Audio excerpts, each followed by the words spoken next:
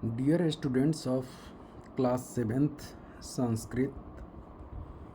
आज मैं KV number 2 Delhi Cantt S K Pandey दीपकम कक्षा 7th की जो बुक चलती है उसका 7th पार्ट यानी 7वां पाठ है ईशावास्यम इदम सर्वम।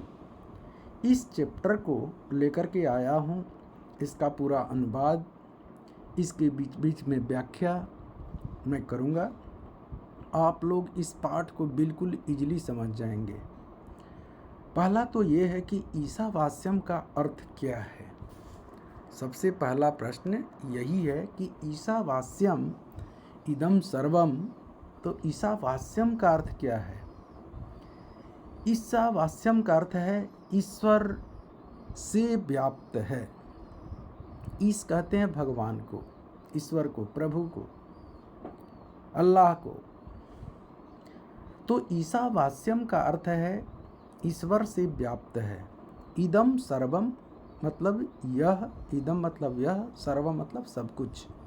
इदम नपुंसक लिंग में है, यह का इदम नपुंसक लिंग, सर्वम भी नपुंसक लिंग है। इदम इमे ईमानी रूप चलता है, सर्वम सर्वे सर्वाणी चलता है। तो यहाँ पर देखिए यह सब क्या है, तो यह सब ईश्वर से व्याप्त है, ईश्वर से व्याप्त है। जितनी भी चीज़ें हम दुनिया में देखते हैं वह ईश्वर के द्वारा व्याप्त है। तो अब इस कहानी में क्या है वो थोड़ा मैं बता दूं, फिर मैं इसका अनुवाद करते चलूँगा। बच्चों जान लो कि ईश्वरः सर्वत्र अस्ति, ऐसा कहा गया है। ईश्वर कण कण में विराजमान है। इस पाठ में प्रहलाद, हिरण्यकशिपु तथा होलिका की कथा का वर्णन नाटक के रूप में प्रस्तुत किया गया है। प्रहलाद को ईश्वर पर पूर्ण विश्वास था। वह विष्णु का परम भक्त था, जबकि हिरण्यकशिपु राक्षसों का राजा और यह नास्तिक विचार का था। होलिका उसकी बहन थी। होलिका हिरण्यकशिपु की बहन थी। दोनों की परीक्षा में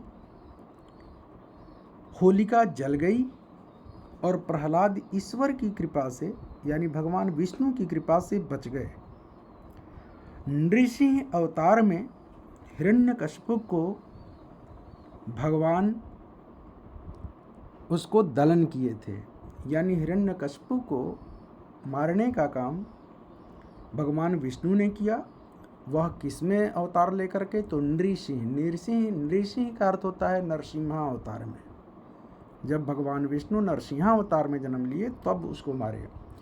इसलिए कि हिरण्यकशिपु को काफ़ी गर्व हो गया था, क्योंकि ब्रह्मा के द्वारा उसको वरदान मिला था कि ना आप इसको कोई जमीन पर मार सकता है, ना आकाश में मार सकता है, न घर में मार सकता है, न बाहर मार सकता है, न कोई आग में जला सकता है, न पानी में इसे डुबा सकता है। इस तरह के इसके कई वरदान मिले हुए थे। इससे इसको काफ़ी अभिमान हो गया था और यहाँ तक देवताओं को भी सताने का काम शुरू कर दिया था। इससे त्रस्त होकर के अब सोचिए कि हिरण्यकशिपु का ही लड़का है प्रहलाद। प्रहलाद भगवान को मानता था, भगवान का भजन करता था। उसे अच्छा नहीं लगता था इसलिए कि वह राक्षस था। कहता था कि मत भजो, विष्णु का क्यों करते हो, मेरा नाम भजो, अपने पापा का नाम भजो। अब वह नहीं चाहता था। तो इसकी परीक्षा लेने के लिए और इसको मारने के लिए कई उपाय, कई योजनाएं की गई। फिर भी ये भगवान विष्णु की कृपा से बच गए। यहाँ तक कि हाथियों से भी इसका दलन किया गया। प्रहलाद को पहाड़ से फेंक दिया गया पानी में, फिर भी बच गए। हर एक योजना करके, जितने भी उपाय हैं वो सब उपाय करके राक्षस हिरण्यकशिपु ने कर करके थक गया, तब भी प्रहलाद बच गया। ये प्रभु की कृपा है। इसलिए ईश्वर सब जगह व्याप्त है, यह सब ईश्वर से व्याप्त है। अब चलता हूँ इसका हिंदी अनुवाद बच्चों, ध्यान दीजिए। कह रहा है यहाँ पर कि अयि भो बालाः किम भवन्तः जानन्ति ईश्वरः कुत्र अस्ति। अरे बच्चों, क्या आप लोग जानते हैं कि ईश्वर कहाँ है या ईश्वर कहाँ रहते हैं? तो मान्ये ईश्वरः देवालये भवति। बच्चों ने उत्तर दिया, चित्र में देख रहे हो, बच्चों से मैडम पूछ रही हैं, तो बच्चों ने उत्तर दिया। क्या दिया? सामने मंदिर को दिखाते हुए, छोटे से जगह पर देखिए मंदिर बना हुआ है, 2 मंदिर बने हुए हैं और एक पेड़ भी है, उसी को दिखाते हुए बच्चे बोल रहे हैं, मान्ये हे महोदया, ईश्वरः देवालये भवति। ईश्वर मंदिर में होते हैं। फिर प्रश्न की, क्या की? वत्साः, बच्चों, ईश्वरः न केवलम देवालय, ईश्वर केवल मंदिर में ही नहीं होते, अपितु सर्वत्र व्याप्तः अस्ति। अपितु मतलब किंतु, सर्वत्र, सर्वत्र मतलब सब जगह, व्याप्तः अस्ति मतलब रहते हैं, व्याप्त हैं, फैले हुए हैं। तत् कथम आचार्य, तो कहिए आचार्य।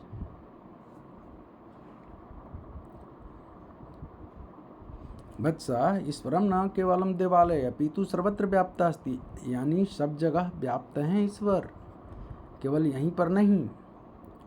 तत्कथम आचार्य, तो कैसे आचार्य सब जगह व्याप्त हैं, बताइए हमको। तो देखिए नीचे, किम ईशावास्यम इदम सर्वम इति न श्रुतवन्तः। क्या आप लोगों ने यह वाक्य नहीं सुना है या थॉट नहीं सुना है कि ईशावास्यम इदम सर्वम, यानी यह सब ईश्वर से व्याप्त है, दुनिया व्याप्त है। क्या आप लोगों ने यह नहीं सुना? आप लोगों ने नहीं सुने? श्रुतवन्तः, श्रुतवान, श्रुतवन्तौ, श्रुतवन्तः, यह तवतु प्रत्यय से है, बहुवचन में है, क्योंकि बहुत सारे बच्चों से ये प्रश्न पूछ रही हैं मैडम। न एव आर्ये तस्य कः अर्थः। आर्ये, हे आचार्य, मुझे नहीं मालूम। तस्य कः अर्थः, तस्य मतलब उसका, कः अर्थः क्या अर्थ है। मान्ये ईश्वरः वृक्षे, कक्षायां, शीलायां, क्रीडांगने च अपि अस्ति किम। हे आचार्य, क्या ईश्वर पेड़ पर, कक्षा में, पत्थरों पर, क्रीडांगने खेलने वाले मैदान में, च अपि अस्ति किम, क्या वहाँ भी रहते हैं क्या? एतत् सर्वम जगत ईशेन व्याप्तम अस्ति। एतत् सर्वम मतलब यह सब जगत, संसार, ईशेन व्याप्तम अस्ति। ईशेन मतलब ईश्वर के द्वारा व्याप्त है। ईश्वरः सर्वत्र अस्ति इति अर्थः। इसका अर्थ ये हुआ कि ईश्वर सब जगह है। आम, हाँ, ईश्वरः सर्वत्र अस्ति, हाँ, ईश्वर सब जगह है। पूरा प्राचीन काल में कश्चन भवादृशः अल्पवयस्कः बालः ईश्वरः सर्वत्र अस्ति इति दर्शितवान्। प्राचीन काल में भवादृशः मतलब आपके समान छोटा सा बालक, अल्पवयस्क मतलब छोटा सा, बालः यानी बालक, ईश्वरः सर्वत्र अस्ति, ईश्वर सब जगह है, इति दर्शितवान, यह दर्शितवान यानी दिखाया। वह बच्चा आपके ही जैसे बच्चा था वह, और ईश्वर सब जगह व्याप्त है यह करके दिखाया। इदानीं तम एव प्रसंगम पठामः, इस समय उसी का प्रसंग पठामः हम सब पढ़ते हैं। अनंतरम इसके बाद अभिनय सहितम नाटकम अपि करिष्यामः, इसके बाद अभिनय के साथ नाटक भी करेंगे। बच्चों ये चैप्टर बहुत बड़ा है लेकिन बहुत आनंद है, बहुत अच्छा नाटक है ये, और इसमें से प्रश्न जरूर रहते हैं एग्ज़ाम में, तो आप ज़रूर देखिए कैसे नाटक हो रहा है आपके बीच में। राक्षस का हिरण्यकश्यप, विष्णु का भक्त प्रहलाद, जो हिरण्यकश्यप का लड़का है, एक राक्षस है, एक भगवान विष्णु का भक्त है, उसी का लड़का, होलिका उसकी बहन है। तो देखिए क्या होता है यहाँ पर। हिरण्यकशिपो सभा, एक हिरण्यकश्यप ने क्या किया, एक सभा मीटिंग आयोजन की। मीटिंग में क्या हुआ, हिरण्यकशिपो सभा, ये ड्रामा का सीन है कि हिरण्यकशिपो का मीटिंग के लिए एक सभा बुलाई गई है। उसमें से राजभट्ट, राजा का सिपाही, क्या कहता है, अयि भो सावधानः तिष्ठन्तु, अरे सब क्या हो जाओ, सावधानः तिष्ठन्तु, सावधानी से, तिष्ठन्तु बैठ जाओ, राजाधिराजः राजगंभीरः त्रैलोक्याधिपतिः देवाधिपतिः दैत्यराजः हिरण्यकशिपुः आगच्छति। अब जो राजा के गेट पर सिपाही जो खड़ा रहता है वह सबको सूचना दे रहा है कि राजाओं के राजा, राजगंभीरः यानी राजाओं में कुशलतम, गंभीरः मतलब कुशलतम, राजाओं में कुशलतम, सबसे श्रेष्ठ, त्रैलोक्याधिपति, तीनों लोकों के राजा, देवाधिदेवः, देवताओं के भी देवता, दैत्यराजः, दैत्यों के राजा, हिरण्यकशिपुः आगच्छति, हिरण्यकशिपु आगच्छति मतलब आ रहा है। यहाँ पर उसका आदर देते हुए सिपाही कहेगा कि आ रहे हैं, सूचना देता है ना सिपाही जो गेट पर रहता है कि कौन आ रहा है कौन नहीं। तो हिरण्यकशिपु राक्षस के लिए, ये हिरण्यकशिपु राक्षस के लिए इतना विशेषण प्रयोग किया गया है, राजाधिराज, राजगंभीर, त्रैलोक्याधिपति, देवाधिदेव, दैत्यराज, इतना विशेषण प्रयोग किया गया और रियल में स्ट्रॉन्ग था भी। तब सभासदः, सभाओं के बीच में, विजयताम महाराज, महाराज की जय हो, विजय हो, विजयताम, विजयताम महाराज, विजयताम यानी महाराज की जय हो, महाराज की जय हो, विजयी हो। तब तक हिरण्यकशिपु कहता है हा हा हा हा हा हा, अट्टासेन सह, अट्टासेन सह मतलब खूब जोर से हंसने को कहते हैं, अट्टास लगा करके हंसना। तो वही जोर से हिरण्यकशिपु खुश हो गया कि अरे मेरी इतनी प्रशंसा हो गई, तो जोर से कहता है अट्टाहासेन सह, जोर जोर से हंसते हुए, अहम एव सर्वशक्तिमान अस्मि, मैं ही एक सर्वशक्तिमान हूँ, अहम अमरः अस्मि, मैं अमर हूँ, मैं मर नहीं सकता हूँ, क्योंकि ब्रह्मा से इसको वरदान मिला था। अब इसको अभिमान हो गया कि मैं किसी को कुछ कर सकता हूँ, जबकि अभिमान कितना खराब चीज़ है आपको मालूम होगा। रामायण में रावण को देखा होगा, ये महाभारत का अंश है जो दिया गया है यहाँ पर। अब मंत्री कहते हैं सत्यम दैत्यराज, उसका मंत्रीगण तो प्रशंसा ही करेंगे ना राजा की, तो मंत्री कहते हैं बिल्कुल सत्य दैत्यों के राजा हिरण्यकशिपु, सुराः असुराः यक्ष गंधर्व किन्नराः भवतः सर्वे भीता तिष्ठन्ति। सूर हो, देवता हो, चाहे असुर हो, राक्षस हो, यक्ष हो, चाहे गंधर्व हो या किन्नर हो, सारे के सारे भवतः सर्वे भीताः तिष्ठन्ति, सर्वे मतलब सब, भवतः मतलब आपसे, भीताः तिष्ठन्ति भयभीत होकर के बैठे हुए हैं। अब सोचिए सारे लोग इससे डरे हुए हैं, ये राक्षसों का राजा सबको डरा करके रखा था। अब दैत्य पुरोहित, अब जो दैत्यों का पुरोहित है वह क्या कहते हैं, भगवान हे प्रभु देशे सर्वत्र भवतः एव पूजा भवति। देश में सब जगह आपकी ही पूजा हो रही है। किसकी? हिरण्यकशिपु राक्षस की। अन्य देवतानां पूजा आराधनम न भवति। अन्य देवताओं की पूजा आराधना नहीं हो रही है। इतः परम यज्ञ भाग्यादिकम अपि देवेभ्यः न कि अपि दास्यन्ति। इतः मतलब यहाँ से, परम यानी श्रेष्ठ, यज्ञ भागादिकम यानी यज्ञ की आहुतियाँ भी, न के अपि देवेभ्यः दास्यन्ति, कोई भी देवता के लिए नहीं देगा। यहाँ पर जो भी आहुतियाँ दी जाएगी यज्ञ भाग में, यानी यज्ञ की जो आहुतियाँ हैं वह जो दी जाएगी वह सिर्फ किसके लिए? तो हिरण्यकशिपु के लिए, किसी भी अन्य देवताओं के लिए नहीं।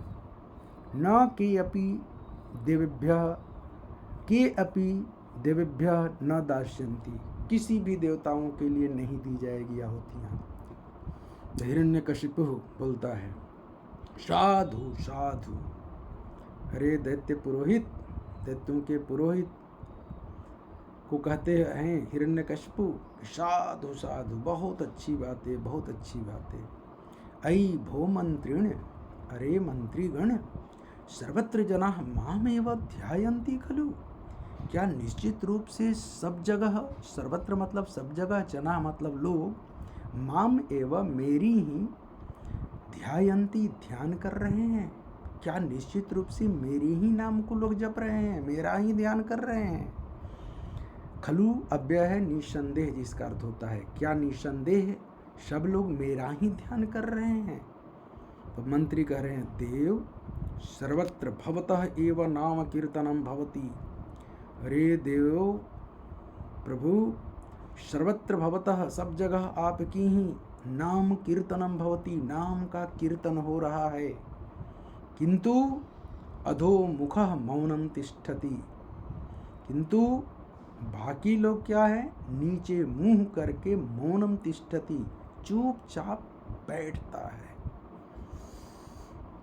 हिरण्यकशिपु सक्रोधम, क्रोध से में आकर के, आह जानामि जानामि, मैं जानता हूँ जानता हूँ, भवान मम पुत्रस्य विषये वक्तुम इच्छति खलु।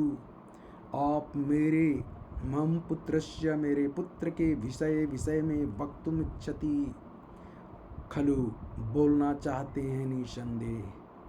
हिरण्यकशिपु ने कहा कि नीचे मुख करके जो मौन बैठा हुआ है वह कौन है? तो वह मेरे पुत्र के विषय में ही आप बोलना चाहते हैं। तो मंत्री कहता है मंद ध्वनि ना, धीमी आवाज में, सत्यम देव, बिल्कुल सत्य पकड़ा अपने प्रभु। तो हिरण्यकशिपु कहता है, मम पुत्र कह एवं मम शत्रु अस्ति, मेरा पुत्र ही मेरा शत्रु है। मम शत्रु अस्ति, मेरा शत्रु है। कूल कलंकः सह प्रहलादः, कूल का कलंकित वह प्रहलाद जो मेरा पुत्र है, अहर्निशम, अह मतलब दिन, निशम मतलब रात, दिन रात, मम शत्रु हो, मेरे जो शत्रु हैं, हरे गुणगानम करोति, हरे हरि का गुणगान करते रहता है। बताइए, मेरे ही कुल में मेरा ही पुत्र प्रहलाद, मैं राक्षसों का राजा जो देवताओं को कुछ समझता नहीं, वह मेरा पुत्र रात दिन मम शत्रु हो, जो मेरा शत्रु है ईश्वर भगवान, उस हरि को, भगवान का गुणगान करते रहता है, राम राम कहते रहता है, विष्णु विष्णु कहते रहता है। सेनापति, स्वामिन, हे स्वामी, गजस्य पददलनेन अपि सह जीवति। अब आकर के सेनापति हिरण्यकशिपु से कहता है कि हे स्वामी, गजस्य पददलनेन यानी हाथी के पद, दलनेन यानी पद के द्वारा कुचल दिए जाने पर भी सह जीवति, वह जिंदा है, जीता है। कौन जी रहा है? प्रहलाद। हाथी से कुचल भी दिया गया। सेनापति जी बोल रहा है उस हिरण्यकशिपु से कि देखिए सेनापति, आप ऑर्डर दिए थे उसे मारने के लिए, मैंने उसको हाथी से कुचल दिया, फिर भी वह जिंदा है।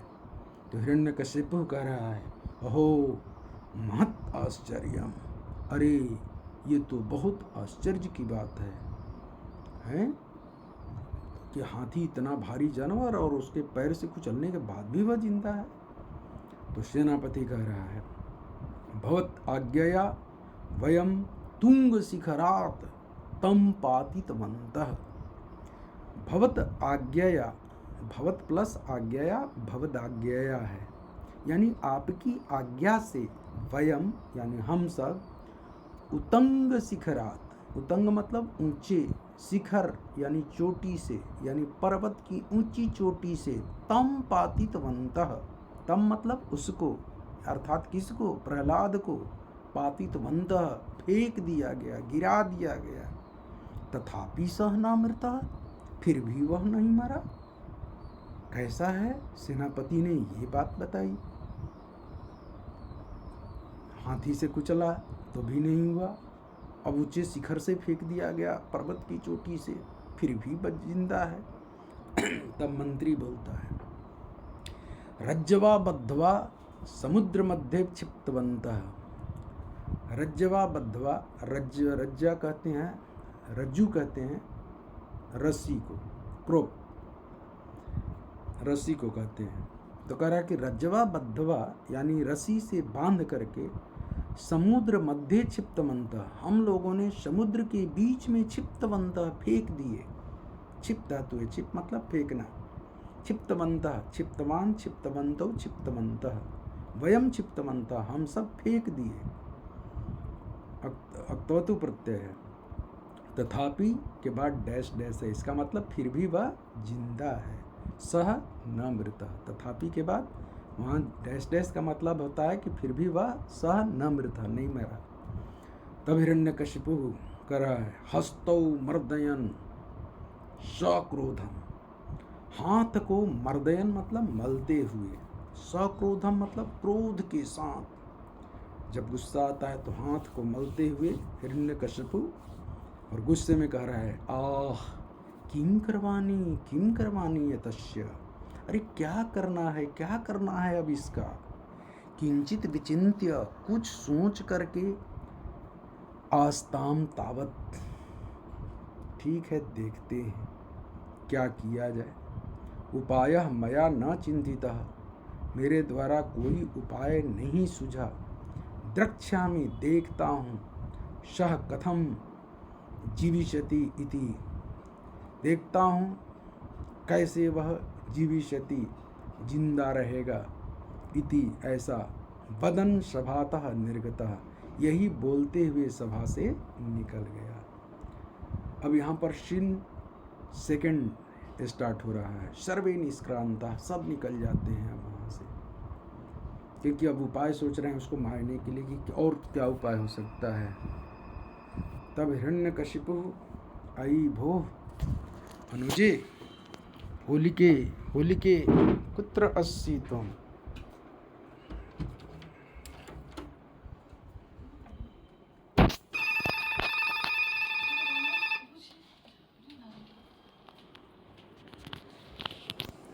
आई भो अनुजे, छोटे भाई, होलिके, अनुजा स्त्रीलिंग है, छोटी बहन को कहते हैं। तो अनुजे का मतलब हुआ कि हे छोटी बहन, इसका कोई उपाय देखिए।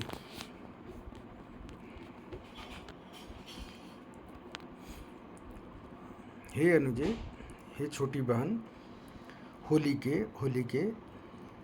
देख रहे हैं, दो, पहला अनुजे यानी छोटी बहन होलिका के लिए आया है, और होलिके करके नोट ऑफ एक्सक्लामेशन 2, और तीसरे में होलिके कह करके नोट ऑफ एक्सक्लामेशन का चिन्ह 3, इसलिए दिया गया कि उसको बहुत बेचैनी थी, इसलिए अपनी बहन को, छोटी बहन को बुलाया और उससे समाधान लेना चाहा गुस्से में।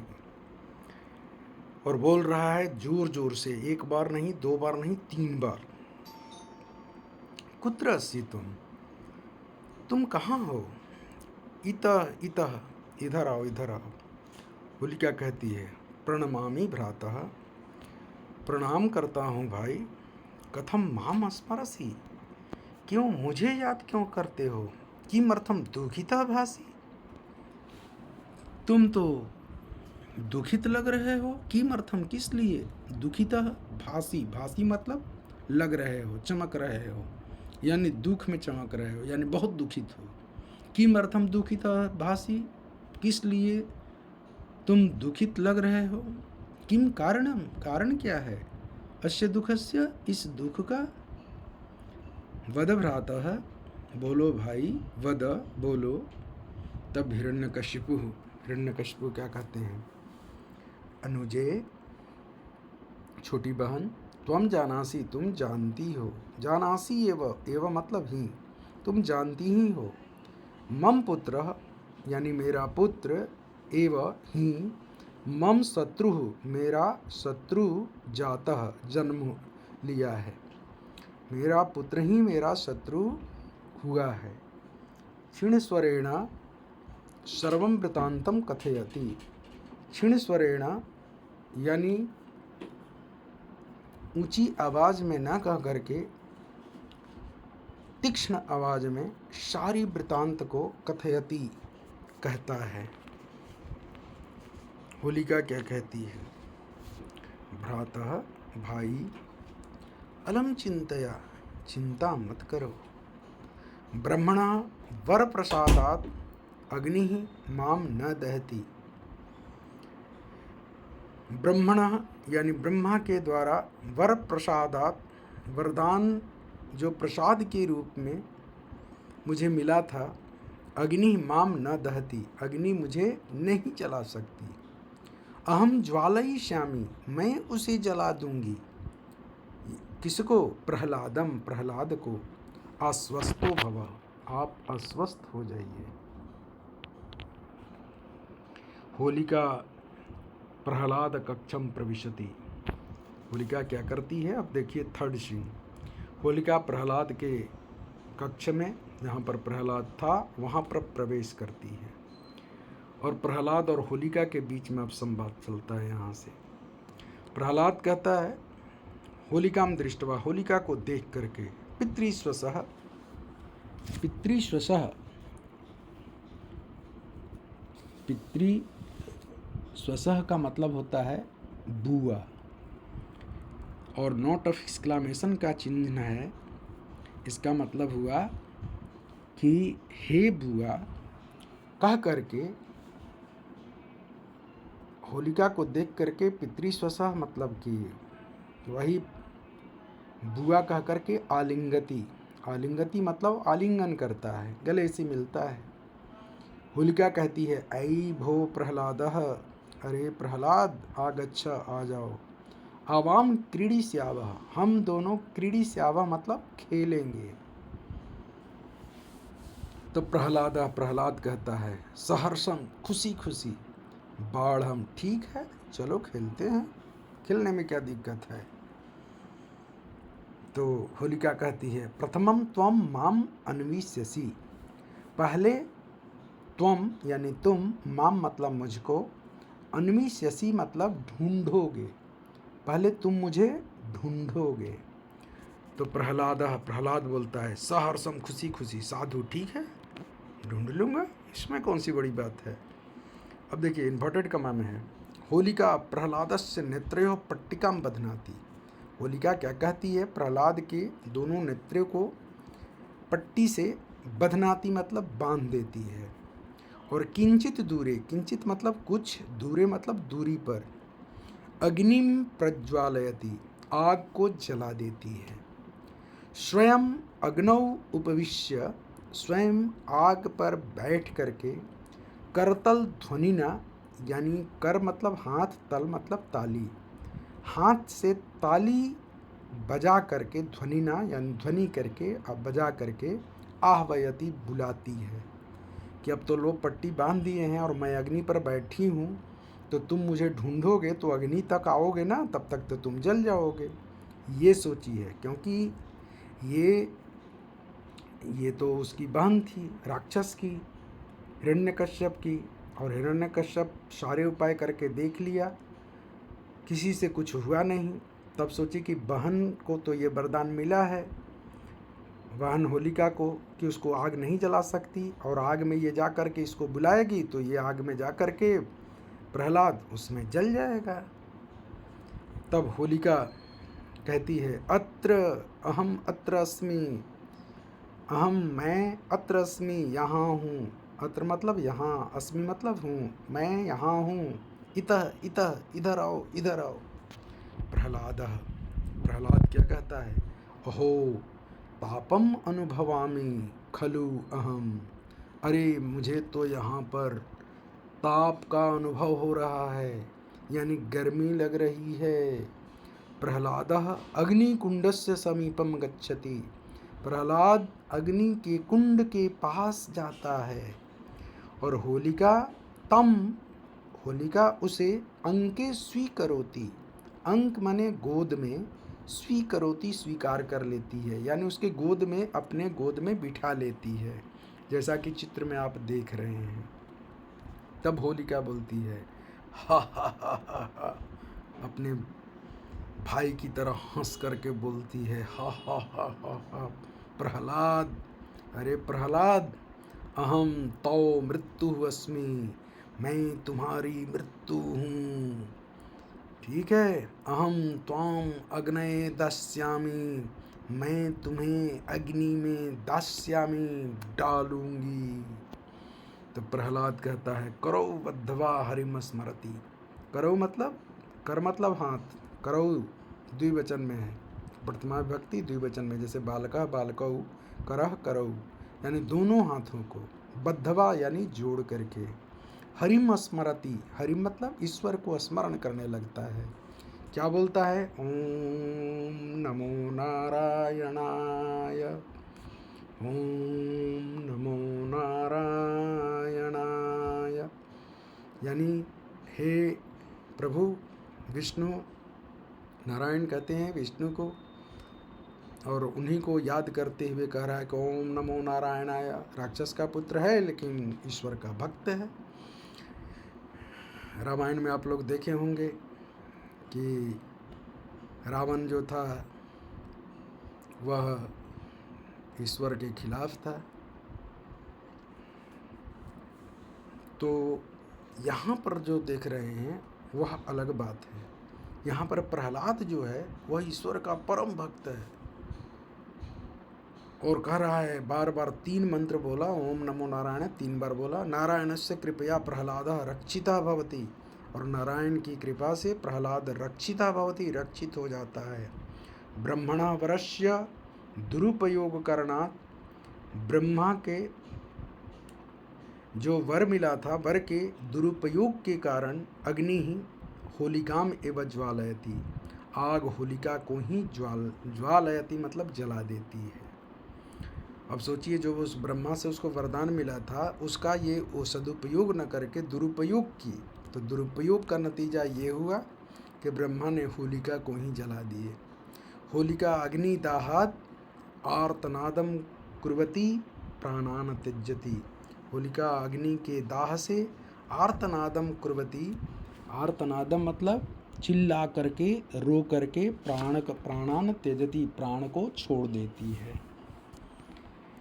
फिर क्या होता है ये देखिए, आप देख रहे हैं ना, ये हिरण्यकशिपु है, ये छोटा लड़का जो दिखाई दे रहा है प्रहलाद है, ये सब मंत्रीगण हैं।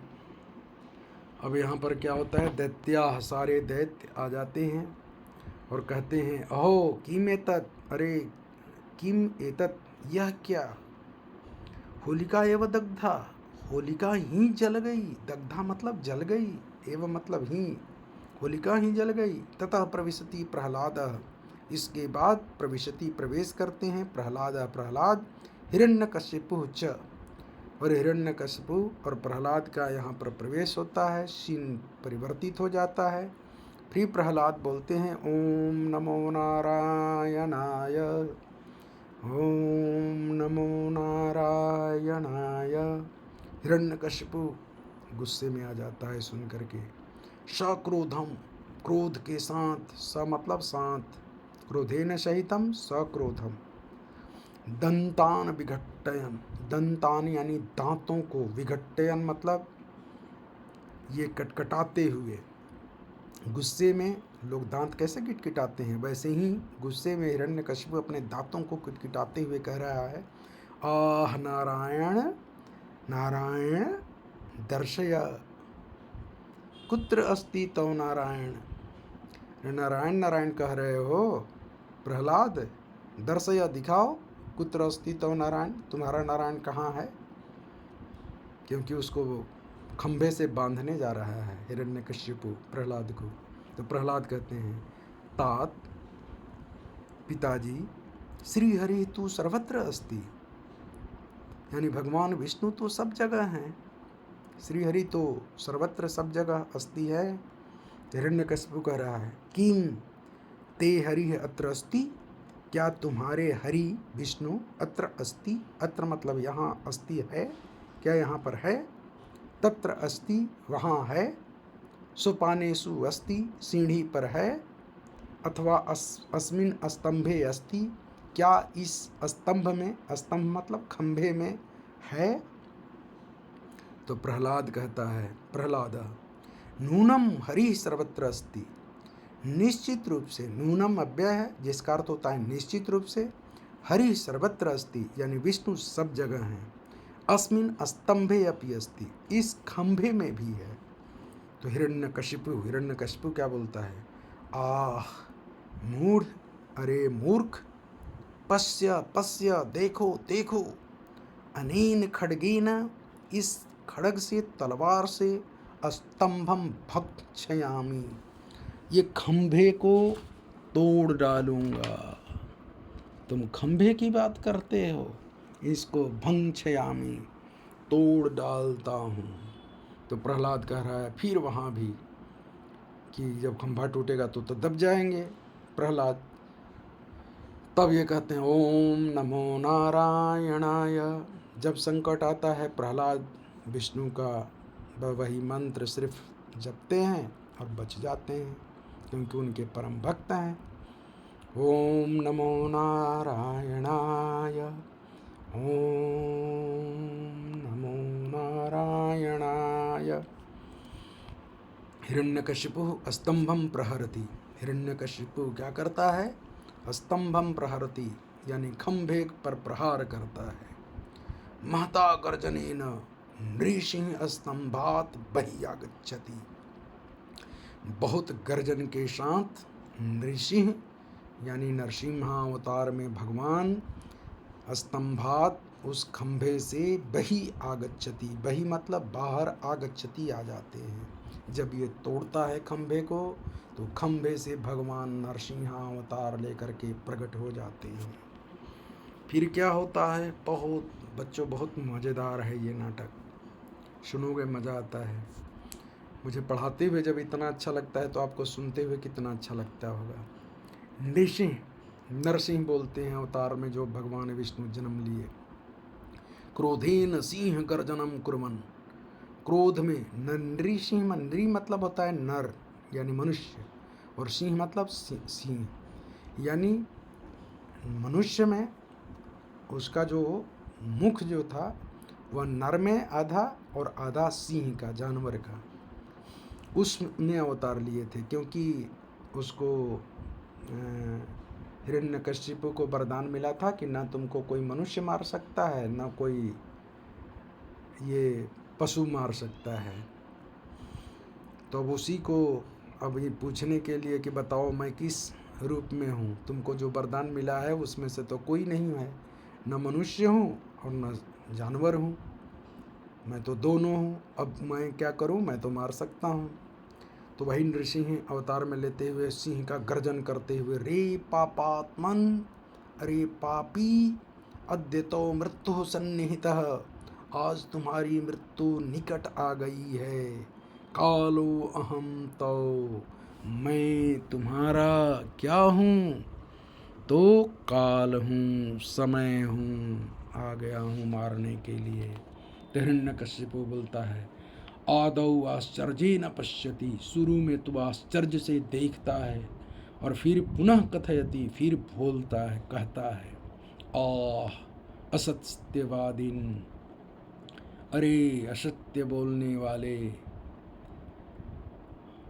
अहम ब्रह्मदेवात् वरम प्राप्य अमरः अस्मि, मैं ब्रह्म देवता से वरम प्राप्य, वरदान, वरम मतलब वरदान, प्राप्य मतलब प्राप्त करके, प्रउपसर्ग है, आप धातु है और लेप प्रत्यय है, प्राप्य मतलब प्राप्त करके, मैं ब्रह्मदेव से वरदान प्राप्त करके अमरः अस्मि, अमर हूँ।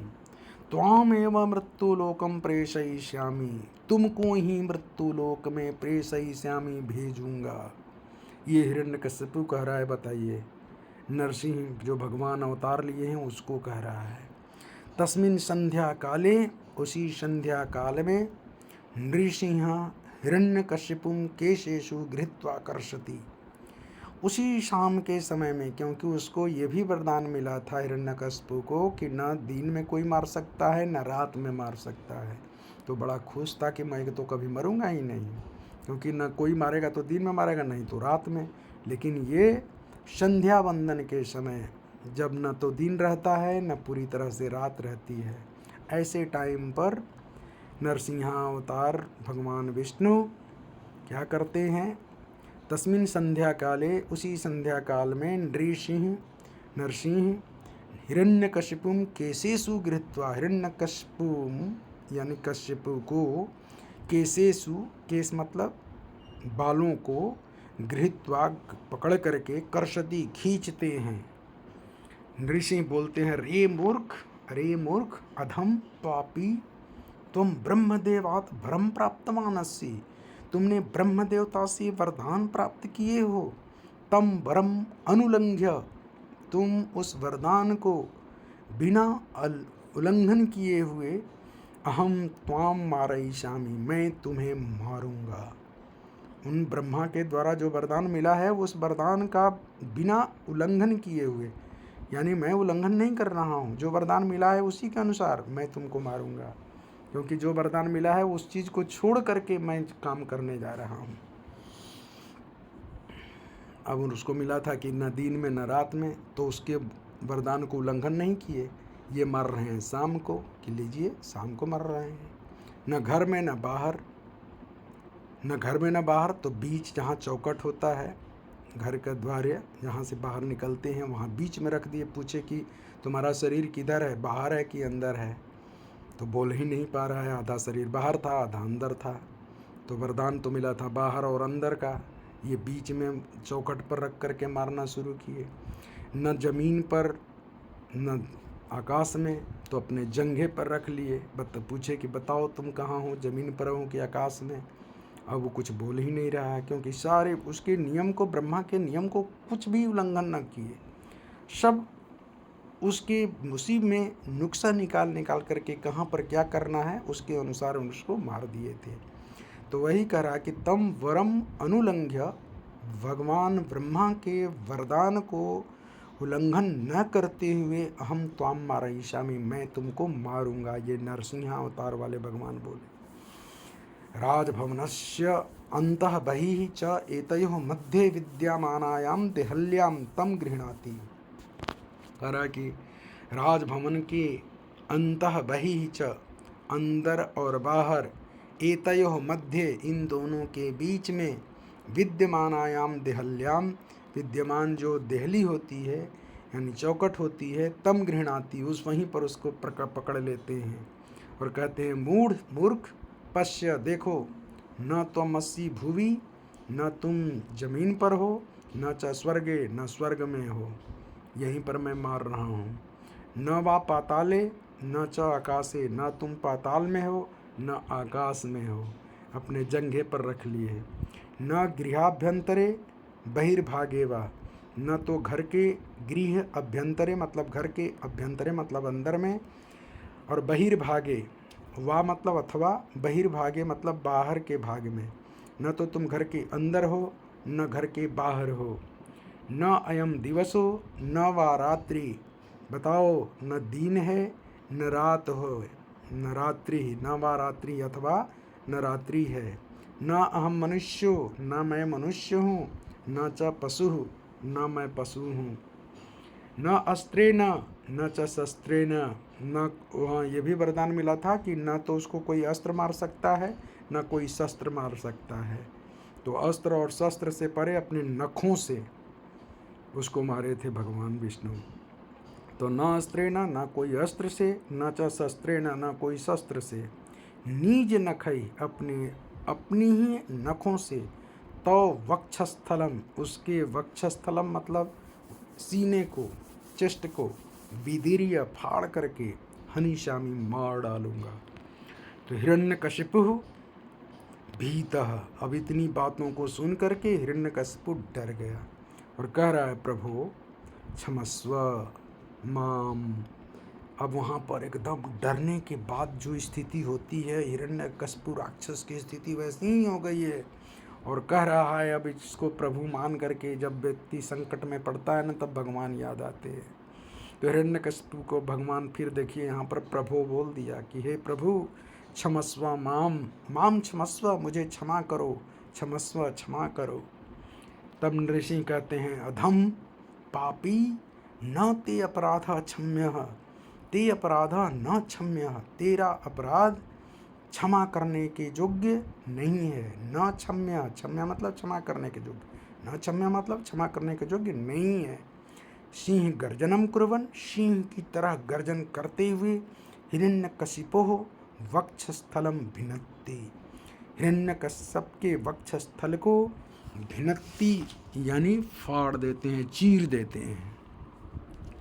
तब अध्यापिका इतनी सारी बातों को सुनकर के अध्यापिका कहती है नाटक में, एवं बालः प्रहलादः, इस प्रकार से बालक प्रहलाद ईश्वरः सर्वत्र अस्ति इति दर्शितवान, ईश्वर सब जगह है, इति दर्शितवान ऐसा देखा, दर्शितवान देखा, दिखाया भी।